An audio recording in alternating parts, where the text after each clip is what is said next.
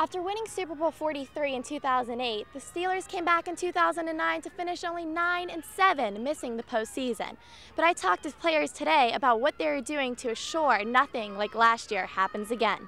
Of the 13 injured this morning, all were taken to local hospitals, including 6 here at UPMC Mercy.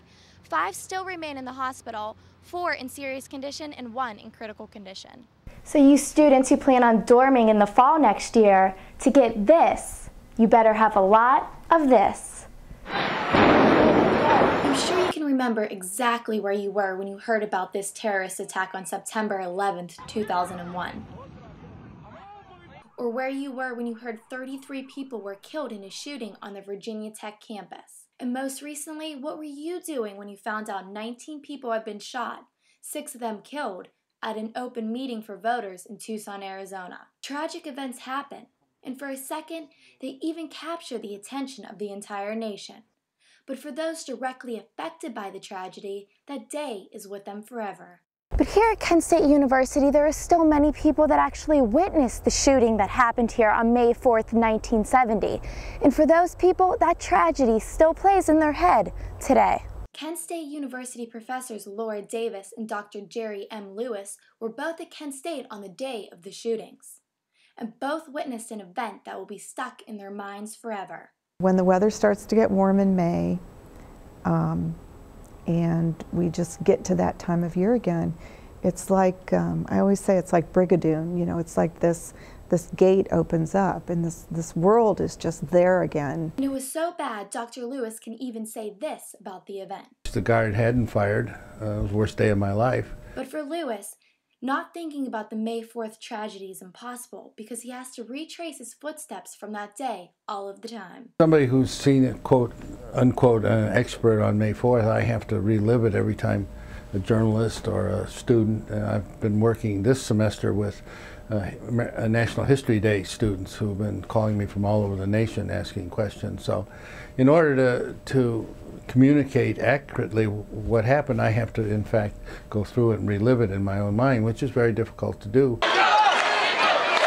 Imagine someone who is 7 foot tall, extremely athletic, and never played competitive basketball until his senior year of high school.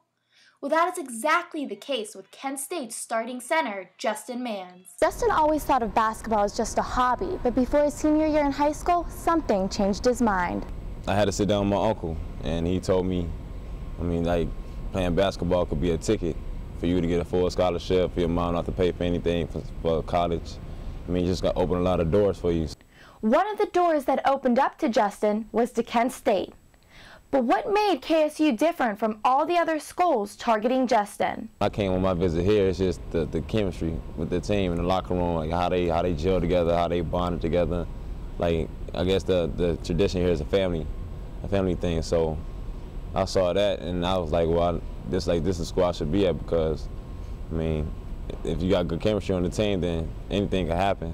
With good chemistry already here, Justin wondered what he could bring to the Golden Flashes. I'm very athletic, very agile, very skilled in a lot of positions, but I'm still learning at the same time. And with Justin's presence in the middle, the Kent State fans can expect big things from the Golden Flashes basketball team. We still doing, having team chemistry, we still bonding together, gelling together, trying to have that good bond so we can repeat something that hasn't been done in about 20 years. And that's to win the MAC season 2 years in a row.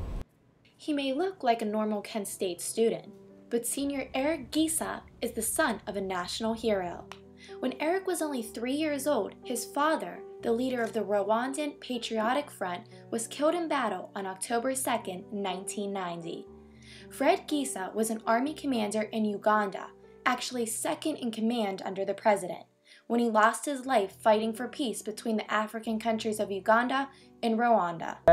They decided to invade Rwanda because of the unfair treatment of our ethnic group and all that, but he passed away during that war, and the man that replaced him is the current president of Rwanda.